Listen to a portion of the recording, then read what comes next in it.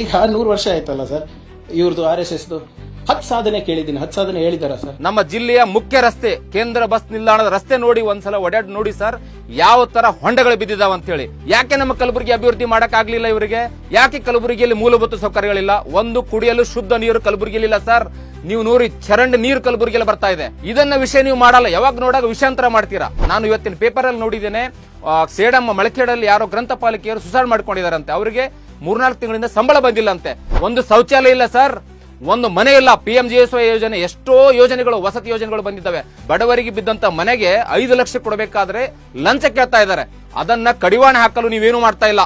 ಕೇವಲ ಅಧಿಕಾರ ಬಂದಾಗ ಹೇಳಿದ್ರೆ ನನ್ನ 6ನೇ ಗ್ಯಾರಂಟಿ ಲಂಚ ತಗೊಂಡವ್ರಿಗೆ ಜೈಲಿಗೆ ಕಳಿಸ್ತೀನಿ ಅಂತ. ಎಲ್ಲಿದೆ ನಿಮ್ಮ 6ನೇ ಗ್ಯಾರಂಟಿ? ಸೊ ನಮ್ಮ ಜಿಲ್ಲೆಯಲ್ಲಿ ದಿಶಾ ಮೀಟಿಂಗ್ ಇಲ್ಲಿವರೆಗೂ 1.5 ವರ್ಷ ಆದರೂ ಕೂಡ ಮಾನ್ಯ ಲೋಕಸಭಾ ಸದಸ್ಯರಾದ ರಾಧಾಕೃಷ್ಣ ದೊಡ್ಡಮನಿಯವರು ಕಲಬುರಗಿಯಲ್ಲಿ ಇಲ್ಲ. ಅವರು ಆರಿಸಿ ಬಂದಿದ್ದಾರೆ, ಬೆಂಗಳೂರಲ್ಲ ವ್ಯವಹಾರಗಳನ್ನು ನೋಡ್ತಾ ಇದ್ದಾರೆ. ಕಲಬುರಗಿಯಲ್ಲಿ ಕಾನೂನು ಸುವ್ಯವಸ್ಥೆ ಹದಗೆಟ್ಟು ಹೋಗಿದೆ, ಅದಕ್ಕೂ ನಿಯಂತ್ರಣ ತಾವು ಮಾಡ್ತಾ ಇಲ್ಲ. ಬೆಂಗಳೂರಲ್ಲಿ ಕೂತು ತಾವು ಮೀಟಿಂಗ್ ಮಾಡ್ತೀರಾ, ಕಲಬುರಗಿ ಸ್ಮಾರ್ಟ್ ಸಿಟಿ ಮಾಡ್ತೀನಿ ಅಂತೇಳಿ. ಕಲಬುರಗಿ ಅಧಿಕಾರಿಗಳನ್ನ ಬೆಂಗಳೂರಲ್ಲಿ ಕರೆಸಿ ಮೀಟಿಂಗ್ ಮಾಡೋ ಅವಶ್ಯಕತೆ ಇಲ್ಲ ಸರ್, ಕಲಬುರಗಿಯಲ್ಲಿ ಮೀಟಿಂಗ್ ಮಾಡಿ. ನಮಗೂ ಕೂಡ ತಾವೇನ್ ಡೆವಲಪ್ಮೆಂಟ್ ಮಾಡ್ತಾ ಇದ್ದೀರಿ ಅಂತ ಗೊತ್ತಾಗುತ್ತೆ. ಯಾಕಂದ್ರೆ ನೀವು ನಮ್ಮ ಜನಪ್ರತಿನಿಧಿ. ನಮ್ಮ ಭಾಗದ ವಿದ್ಯಾರ್ಥಿಗಳಿಗೆ ಒಳ್ಳೆ ಶಿಕ್ಷಣ ಕೊಡ್ತಾ ಇಲ್ಲ, ಅದರಿಂದ ನಮ್ಮ ರಿಸಲ್ಟ್ ಕುಂಠಿತವಾಗ್ತಾ ಇದೆ. ಆ ಕುಂಠಿತವಾಗಿ ರಿಸಲ್ಟ್ ಅನ್ನ ಬಡ ವಿದ್ಯಾರ್ಥಿಗಳಿಗೆ ಅವರಿಗೆ ಯಾವ ತರ ಅವರು ಇಂಪ್ರೂವ್ಮೆಂಟ್ ಮಾಡ್ಬೇಕಂತ ತಾವು ಇಲ್ಲಿವರೆಗೂ ಒಂದು ಸಭೆ ಮಾಡಿದ್ದಾರೆ ಸರ್. ಕಳೆದ 2 ದಿನಗಳ ಹಿಂದೆ ನಮ್ಮ ಕಲಬುರಗಿ ಉಸ್ತುವಾರಿ ಸಚಿವರು ಮತ್ತೆ RDPR ಮಿನಿಸ್ಟರ್ ಆದ ಮಾನ್ಯ ಪ್ರಿಯಾಂಕ್ ಖರ್ಗೆ ಅವರು ಒಂದು ಮುಖ್ಯಮಂತ್ರಿಗಳಿಗೆ ಪತ್ರ ಬರೀತಾರೆ. ಆ ಪತ್ರದಲ್ಲಿ RSSಗೆ ಸರ್ಕಾರಿ ಸ್ಥಳಗಳಲ್ಲಿ ಸ್ಥಳ ಕೊಡಬಾರದು ಅಂತ ಇನ್ನಿತರ ವಿಷಯಗಳೆಲ್ಲ ಅದರಲ್ಲಿ ಹೇಳಿದ್ದಾರೆ. ಅದರ ಜೊತೆಗೆ RSSನ ಒಂದು 100 ವರ್ಷಗಳಾಗಿದೆ, ಅದು 10 ಕೆಲಸಗಳನ್ನ ಮಾಡಿದ್ದನ್ನ ತಿಳಿಸಿ ಅಂತ ಅವ್ರು ಕೇಳ್ತಾರೆ. ಸರ್ ಈಗ 100 ವರ್ಷ ಆಯ್ತಲ್ಲ ಸರ್ ಇವ್ರದ್ದು RSSದು 10 ಸಾಧನೆ ಕೇಳಿದ್ದೀನಿ. 10 ಸಾಧನೆ ಹೇಳಿದಾರ ಸರ್? ನಾನು ಮಾನ್ಯ ಉಸ್ತುವಾರಿ ಸಚಿವರಾದ ಪ್ರಿಯಾಂಕ್ ಖರ್ಗೆ ಅವರಿಗೆ ಈ ಮಾಧ್ಯಮದ ಮೂಲಕ ಪ್ರಶ್ನೆ ಮಾಡಕ್ಕೆ ಇಷ್ಟಪಡ್ತೇನೆ. RSSಗೆ 100 ವರ್ಷಗಳು ಗತಿಸಿದೆ, 10 ಅಲ್ಲ ಸಾವಿರಾರು ಒಳ್ಳೆ ಕೆಲಸಗಳನ್ನು ಮಾಡಿದೆ, ರಾಷ್ಟ್ರ ನಿರ್ಮಿಸುವ ಕೆಲಸನೂ ಮಾಡಿದೆ. ಎಕ್ಸಾಂಪಲ್ ಅಟಲ್ ಬಿಹಾರಿ ವಾಜಪೇಯಿ ಪ್ರಧಾನಮಂತ್ರಿಗಳು ಮಾಡಿದೆ, ಮತ್ತು ಇಲ್ಲಿವರೆಗೂ ನರೇಂದ್ರ ಮೋದಿ ಅವರು 11 ವರ್ಷಗಳ ಕಾಲ ಪ್ರಧಾನಮಂತ್ರಿಗಳಾಗಿ ಕೆಲಸ ಮಾಡ್ತಾ ಇದ್ದಾರೆ. ಇದು ರಾಷ್ಟ್ರ ನಿರ್ಮಿಸುವ ಕೆಲಸ RSS ಮಾಡಿದೆ ಸರ್. ನೀವು ಕಳೆದ 2.5 ವರ್ಷಗಳಿಂದ IT-BT ಮಿನಿಸ್ಟರ್ ಮತ್ತೆ ಕಲಬುರಗಿ ಜಿಲ್ಲಾ ಉಸ್ತುವಾರಿ ಸಚಿವರಿದ್ದೀರಿ. ನೀವು ಮಾಡಿದ 10 ಪ್ರಮುಖ ವಿಷಯಗಳು ಡೆವಲಪ್ಮೆಂಟ್ ಬಗ್ಗೆ ತಾವು ತಿಳಿಸಬೇಕು ನಮ್ಮ ಜಿಲ್ಲೆಯ ಜನರಿಗೆ ಮತ್ತೆ ರಾಜ್ಯದ ಜನರಿಗೆ ಅಂತ ನಾನು ಈ ಮೂಲಕ ಕೇಳಲು ಇಷ್ಟಪಡ್ತೇನೆ. ಯಾಕಂದ್ರೆ ಕಳೆದ 2 ತಿಂಗಳಿಂದ ಸುರಿದ ಭಾರಿ ಮಳೆಗೆ ರೈತರ ಬೆಳೆ ಸರ್ವನಾಶ ಆಗಿದೆ. ನೀವು ಯಾವಾಗ BJPಯ ಪೋಸ್ಟ್ ಅಲ್ಲಿ ಸಚಿವರು ಕಾಣೆಯಾಗಿದ್ದಾರಂತ ಒಂದು ಪೋಸ್ಟ್ ಬಂದ ತಕ್ಷಣ ಕಲಬುರಗಿ ಬರ್ತೀರಿ, ಕಲಬುರಗಿ ಬಂದು ಮುಖ್ಯಮಂತ್ರಿಗಳನ್ನ ಕರೆದು ವೈಮಾನಿಕ ಸಮೀಕ್ಷೆ ಮಾಡ್ತೀರಿ, ಅದು ಹೆಲಿಪ್ಯಾಡ್ ಅಲ್ಲಿ. ಆದರೆ ಇಲ್ಲಿವರೆಗೂ ₹1 ಪರಿಹಾರ ಕೊಡೋ ವ್ಯವಸ್ಥೆ ನಿಮ್ಮಿಂದ ಆಗಿಲ್ಲ. ನರೇಂದ್ರ ಮೋದಿ ಅವರು ಬಂದು ಇಲ್ಲಿ ಅಭಿವೃದ್ಧಿ ಮಾಡೋದು ಅವಶ್ಯಕತೆ ಇಲ್ಲ. ತಮಗೆ ಅಧಿಕಾರ ಕೊಟ್ಟಿದ್ದಾರೆ, ಜನ ನಿಮ್ಮನ್ನು ಆರಿಸಿ ಕಳಿಸಿದ್ದಾರೆ. ಜಿಲ್ಲೆಯ ಮೂಲಭೂತ ಸೌಕರ್ಯಗಳನ್ನು ತಾವು ಮೊದಲು ಮಾಡಿ. ನಮ್ಮ ಜಿಲ್ಲೆಯ ಮುಖ್ಯ ರಸ್ತೆ, ಕೇಂದ್ರ ಬಸ್ ನಿಲ್ದಾಣದ ರಸ್ತೆ ನೋಡಿ ಒಂದ್ಸಲ ಓಡಾಡಿ ನೋಡಿ ಸರ್, ಯಾವ ತರ ಹೊಂಡಗಳು ಬಿದ್ದಿದಾವ ಅಂತ ಹೇಳಿ.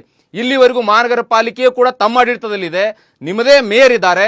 ಇಲ್ಲಿವರೆಗೂ ಒಂದು ರಸ್ತೆ ಸರಿಪಡಿಸೋದು ತಮ್ಗಾಗ್ತಾ ಇಲ್ಲ. ಚಿತ್ತಾಪುರಕ್ಕೆ ಬರೋಣ. ಚಿತ್ತಾಪುರದ ರಸ್ತೆಗಳನ್ನು ತಾವು ನೋಡಬಹುದು. ಈಗಾಗಲೇ ಈ ಮಾಧ್ಯಮದಲ್ಲಿ ನಿಮಗೆ ಅಲ್ಲಿ ರಸ್ತೆಗಳು ಕೂಡ ಹಾಕ್ತಾ ಇದ್ದೇವೆ. ರಸ್ತೆಗಳು ಹೊಂಡಗಳಾಗಿದ್ದೇವೆ. ನೀರು ಯಾವ್ದಿದೆಯೋ, ನದಿ ಯಾವ್ದಿದೆಯೋ, ರಸ್ತೆ ಯಾವ್ದಿದೆಯೋ ಅಂತ ನಮ್ಮ ಕಲಬುರಗಿಯಲ್ಲಿ ತಿಳಿತಾ ಇಲ್ಲ.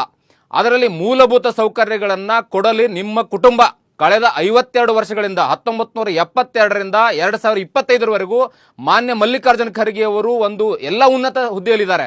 ಯಾಕೆ ನಮ್ಮ ಕಲಬುರಗಿ ಅಭಿವೃದ್ಧಿ ಮಾಡಕ್ ಆಗ್ಲಿಲ್ಲ ಇವರಿಗೆ? ಮೋದಿ ಅವರು ಮಾಡಿಲ್ಲ, ಅಮಿತ್ ಶಾ ಅವರು ಮಾಡಿಲ್ಲ ಅಂತ ಹೇಳ್ತೀರಿ ಸರ್. ಮೋದಿ ಅವರು ವಿಶ್ವ ನಾಯಕ, ಪ್ರಧಾನಮಂತ್ರಿಗಳಿದ್ದಾರೆ. ಪ್ರಧಾನಮಂತ್ರಿಗಳು ಕಲಬುರಗಿ ಜಿಲ್ಲೆಗೆ ಬಂದು ಮಾಡೋ ಅವಶ್ಯಕತೆ ಇಲ್ಲ. ಅದಕ್ಕಾಗಿ ಲೋಕಸಭಾ ಸದಸ್ಯರು ತಾವು ಇದ್ದೀರಿ, ನಿಮ್ಮವರಿದ್ದಾರೆ, ತಾವು ಮಿನಿಸ್ಟರ್ ಇದ್ದೀರಿ. ಮತ್ತೆ ಮಾನ್ಯ ಮಲ್ಲಿಕಾರ್ಜುನ ಖರ್ಗೆ ಅವರು ಸುಮಾರು 52 ವರ್ಷಗಳ ಕಾಲ ಅಧಿಕಾರದಲ್ಲಿದ್ದಾರೆ. 40 ವರ್ಷಗಳ ಕಾಲ ತಾವೇ ಅಧಿಕಾರ ನಡೆಸಿದ್ದೀರಿ.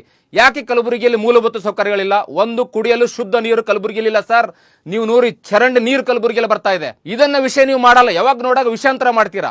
RDPR ಬಗ್ಗೆ 23% ಗ್ರಾಮೀಣದಲ್ಲಿ ಟ್ಯಾಕ್ಸ್ ಕಲೆಕ್ಷನ್ ಆಗಿದೆ. ಗ್ರಾಮೀಣದಲ್ಲಿ ಅವರಿಗೆ ಏನು ಸ್ಯಾಲರಿ ಕೊಡಕ್ಕಾಗ್ತಾ ಇಲ್ಲ. ನಾನು ಇವತ್ತಿನ ಪೇಪರ್ ಅಲ್ಲಿ ನೋಡಿದ್ದೇನೆ, ಸೇಡಮ್ಮ ಮಳಖೇಡಲ್ಲಿ ಯಾರೋ ಗ್ರಂಥ ಪಾಲಿಕೆಯರು ಸುಸೈಡ್ ಮಾಡ್ಕೊಂಡಿದಾರಂತೆ. ಅವರಿಗೆ 3-4 ತಿಂಗಳಿಂದ ಸಂಬಳ ಬಂದಿಲ್ಲ ಅಂತೆ ಸರ್. ಇನ್ನು ಎಷ್ಟೋ ಸಾರ್ವಜನಿಕರಿಗೆ ಮತ್ತೆ ಅಧಿಕಾರಿಗಳಿಗೆ ಸಂಬಳ ಬರ್ತಾ ಇಲ್ಲ. ಇಲ್ಲಿವರೆಗೂ ಅಂದ್ರೆ ಸರ್ಕಾರ ನಮಗೆ ಕೇವಲ 12,000 ಕನಿಷ್ಠ ವೇತನದ ಮೊತ್ತ ಅಷ್ಟೇ ಕೊಡ್ತಾ ಇದ್ದಾರೆ. ಸರ್ಕಾರಕ್ಕೆ ಏನಪ್ಪ ನಾವು ಮನವಿ ಸಲ್ಲಿಸ್ತೀವಿ ಅಂದ್ರೆ ಅವರಿಗೆ ಆಗಿರುವ ಪರಿಸ್ಥಿತಿ ಮುಂದೆ ನಮ್ಮ ಹೆಣ್ಣು ಮಕ್ಕಳಿಗೆ ಆಗಬಾರದು. ಮೂಲಭೂತ ಸೌಕರ್ಯಗಳು ಸಿಗ್ತಾ ಇಲ್ಲ. ಒಂದು ಶೌಚಾಲಯ ಇಲ್ಲ ಸರ್, ಒಂದು ಮನೆ ಇಲ್ಲ. PMGSY ಯೋಜನೆ, ಎಷ್ಟೋ ಯೋಜನೆಗಳು, ವಸತಿ ಯೋಜನೆಗಳು ಬಂದಿದ್ದಾವೆ. ಮನೆ ತೋರಿಸಿ ನೀವು ಬಡವರಿಗೆ. ಅಲ್ಲಿ ಬಡವರಿಗೆ ಬಿದ್ದಂತ ಮನೆಗೆ 5 ಲಕ್ಷ ಕೊಡಬೇಕಾದ್ರೆ ಲಂಚ ಕೇಳ್ತಾ ಇದ್ದಾರೆ. ಲಂಚಗುಳಿತನ ಕಲಬುರಗಿ ಜಿಲ್ಲೆಯಲ್ಲಿ ಅತಿ ಹೆಚ್ಚಾಗಿದೆ ನಿಮ್ಮ ಅವಧಿಯಲ್ಲಿ. ಅದನ್ನ ಕಡಿವಾಣ ಹಾಕಲು ನೀವೇನು ಮಾಡ್ತಾ ಇಲ್ಲ. ಕೇವಲ ಅಧಿಕಾರ ಬಂದಾಗ ಹೇಳಿದ್ರೆ ನನ್ನ ಆರನೇ ಗ್ಯಾರಂಟಿ ಲಂಚ ತಗೊಂಡವ್ರಿಗೆ ಜೈಲಿಗೆ ಕಳಿಸ್ತೀನಿ ಅಂತ. ಎಲ್ಲಿದೆ ನಿಮ್ಮ 6ನೇ ಗ್ಯಾರಂಟಿ?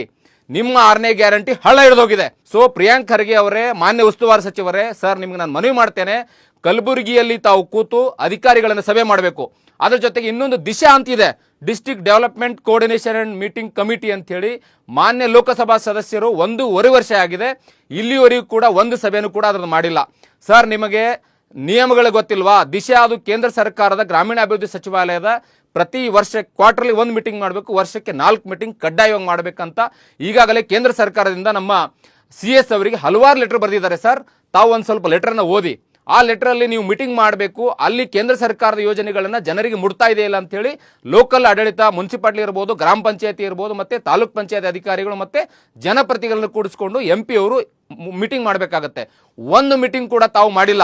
ನೋಡಿ, ನಮ್ಮ ರಾಜ್ಯದಲ್ಲಿ ಬೇರೆ ಜಿಲ್ಲೆಯ MP ಗಳು ಮೀಟಿಂಗ್ ಮಾಡಿದ್ದಾರೆ.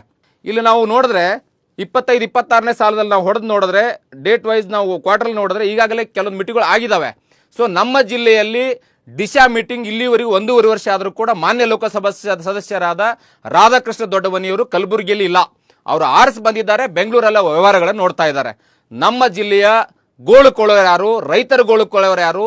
ಜನರ ಗೋಳು ಕೊಳ್ಳೋರು ಯಾರು? ಜನರ ಗೋಳು ಕೇಳೋದೇ ತುಂಬಾ ದುಸ್ತರಾಗ್ಬಿಟ್ಟಿದೆ. ರಸ್ತೆಗಳು ಹೊಂಡಗಳಾಗಿದ್ದಾವೆ, ಮೂಲಭೂತ ಸೌಕರ್ಯಗಳಂತೂ ಇಲ್ವೇ ಇಲ್ಲ. ರೈತರು ಆತ್ಮಹತ್ಯೆ ಮಾಡ್ಕೋತಾ ಇದ್ದಾರೆ. ಕಳೆದ 15 ದಿನಗಳ ಹಿಂದೆ ಬಸವಪಟ್ಟಣದಲ್ಲಿ ಒಬ್ಬ ರೈತರು ಸಾಲ ಆಗಿದೆ ಅಂತ ಆತ್ಮಹತ್ಯೆ ಮಾಡ್ಕೊಂಡಿದ್ದಾರೆ. ನೋಡಿ, ಅವರಿಗೆ ಗೊಬ್ಬರ ಸಿಗ್ತಾ ಇಲ್ಲ. ಗೊಬ್ಬರ ಕೂಡ ಕಾಳಸಂತೆಯಲ್ಲಿ ಮಾರುಕಟ್ಟೆ ಆಗ್ತಾ ಇದೆ. ಒಂದು ಕ್ರಿಮಿನಲ್ ಕೇಸ್ ಆದ್ರೆ ಅದು ನಿಯಂತ್ರಣ ಮಾಡಕ್ಕೆ ತಮ್ಮ ಕಡೆಯಿಂದ ಆಗ್ತಾ ಇಲ್ಲ.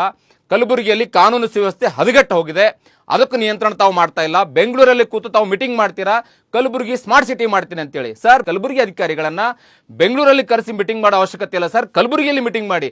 ನಮಗೂ ಕೂಡ ತಾವೇನ್ ಡೆವಲಪ್ಮೆಂಟ್ ಮಾಡ್ತಾ ಇದ್ದೀರಿ ಅಂತ ಗೊತ್ತಾಗುತ್ತೆ. ಯಾಕಂದ್ರೆ ನೀವು ನಮ್ಮ ಜನಪ್ರತಿನಿಧಿ, ನಿಮಗೆ ಜನ ಆರಿಸ್ತಿದ್ದಾರೆ. ನೀವು RDPR ಮಿನಿಸ್ಟರ್ ಇದ್ದೀರಿ, ಜಿಲ್ಲಾ ಉಸ್ತುವಾರಿ ಸಚಿವರಿದ್ದೀರಿ. ನೀವು ಔಟ್ ಆಫ್ ಸಿಲೆಬಸ್ ಅನ್ನು ಬಿಟ್ಟು RDPR ಮತ್ತೆ ITBT ಏನು ಸಂಬಂಧಿಸಿದ್ದು ಜಿಲ್ಲೆಯ ಅಭಿವೃದ್ಧಿ ಬಗ್ಗೆ ಸಂಬಂಧಿಸಿದ್ದನ್ನು ತಾವು ಮಾಡಬೇಕು, ಮಾತಾಡಬೇಕಂತ ನಾನು ಈ ಮೂಲಕ ಮನವಿ ಮಾಡ್ತೇನೆ.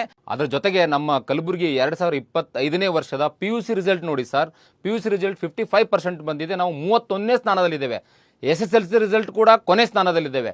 ನಮ್ಮ ಭಾಗದ ವಿದ್ಯಾರ್ಥಿಗಳಿಗೆ ಒಳ್ಳೆ ಶಿಕ್ಷಣ ಕೊಡ್ತಾ ಇಲ್ಲ, ಅದರಿಂದ ನಮ್ಮ ರಿಸಲ್ಟ್ ಕುಂಠಿತವಾಗ್ತಾ ಇದೆ. ಆ ಕುಂಠಿತವಾಗಿ ರಿಸಲ್ಟನ್ನು ಬಡ ವಿದ್ಯಾರ್ಥಿಗಳಿಗೆ ಅವರಿಗೆ ಯಾವ ಥರ ಅವರು ಇಂಪ್ರೂವ್ಮೆಂಟ್ ಮಾಡಬೇಕಂತ ತಾವು ಇಲ್ಲಿವರೆಗೂ ಒಂದು ಸಭೆ ಮಾಡಿದ್ದೀರಾ ಸರ್?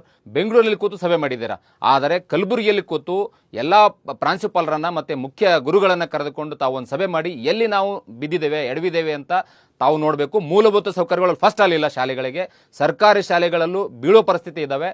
ಮತ್ತು ನಿಮಗೆ ಹೇಳ್ತೇನೆ, ನೀವು ಮಾಡಿದ 10 ಸಾಧನೆಗಳನ್ನು ತಾವು ಮಾಧ್ಯಮದಲ್ಲಿ ಪ್ರಕಟಣೆ ಮಾಡಿ ನಿಮ್ಮ ವೆಬ್ಸೈಟಲ್ಲಿ ಕೂಡ ಹಾಕಿ ಅಂತ ನಾನು ಹೇಳ್ತೇನೆ. ನಿಮಗೆ ಒಂದು ಉಸ್ತುವಾರಿ ಸಚಿವರು ಅಂತ ಒಂದು ಕಚೇರಿ ಕೊಟ್ಟಿದ್ದೀರಿ, ಇದೆ. ಆ ಕಚೇರಿಯಲ್ಲಿ ಒಂದಿನಾಲೂ ಕೂತಿದ್ದೀರಾ ಸರ್, ಅದನ್ನ ನಾವು ಮಾತಾಡಿದ್ರೆ ನಿಮಗೆ ಬೇನೆ ಆಗುತ್ತೆ, ನಮ್ಮ ಮೇಲೆ ಕೇಸ್ ಹಾಕೋದು ಮಾಡ್ತೀರಿ. ಎಷ್ಟು ಜನರ ಮೇಲೆ ನೀವು ಸುಳ್ಳು ಕೇಸ್ ಹಾಕಿದ್ರೆ ಎಷ್ಟು ಜನರಿಗೆ ಹೆದರ್ಸ್ತೀರಿ? ನಾವು ಯಾವುದೇ ಹೆದರಕ್ಕೆ ತಯಾರಿಲ್ಲ. ಡಾಕ್ಟರ್ ಬಾಬಾ ಸಾಹೇಬ್ ಅಂಬೇಡ್ಕರ್ ಎಲ್ಲರಿಗೂ ಕೂಡ ಒಂದು ಹಕ್ಕನ್ನು ಕೊಟ್ಟಿದ್ದಾರೆ, ಮಾತನಾಡುವ ಹಕ್ಕನ್ನು ಕೊಟ್ಟಿದ್ದಾರೆ, ವಿರೋಧ ಮಾಡೋ ಹಕ್ಕನ್ನು ಕೊಟ್ಟಿದ್ದಾರೆ. ಅವರು ರಚಿಸಿದ ಸಂವಿಧಾನ ಅಡಿಯಲ್ಲಿ ನಾವು ಕೂಡ ಈ ವಿಷಯನ ನಾವು ಎಲ್ಲ ಜನರಿಗೆ ತಿಳಿಸುವ ಕೆಲಸವನ್ನು ಮಾಡ್ತಾ ಇದ್ದೇವೆ. ತಾವು ಜಿಲ್ಲೆಯ ಅಭಿವೃದ್ಧಿ ಬಗ್ಗೆ ಕಾಳಜಿ ವಹಿಸಬೇಕು. ಬಿಜೆಪಿಯವರು ಏನು ಮಾಡಿದ್ದಾರೆ, RSS ಏನು ಮಾಡಿದ್ದಾರೆ ಅದು ಬೇರೆ ವಿಷಯ. ರಾಜಕೀಯನ ಬಿಟ್ಟು ಜಿಲ್ಲೆಯ ಅಭಿವೃದ್ಧಿಯನ್ನು ತಾವು ಪಡಿಸಬೇಕು ಅಂತ, ಅಭಿವೃದ್ಧಿಯನ್ನು ಮಾಡಿಸಬೇಕು, ಮೂಲಭೂತ ಸೌಕರ್ಯಗಳನ್ನು ಒದಗಿಸಬೇಕು ಅಂತ, ರೈತರಿಗೆ ನ್ಯಾಯ ಒದಗಿಸಬೇಕು, ಪರಿಹಾರ ಕೊಡಬೇಕಂತ ನಾನು ಈ ಮೂಲಕ ನಿಮಗೆ ಮನವಿ ಮಾಡ್ಕೊತಾ ಇದ್ದೀನಿ ಸರ್.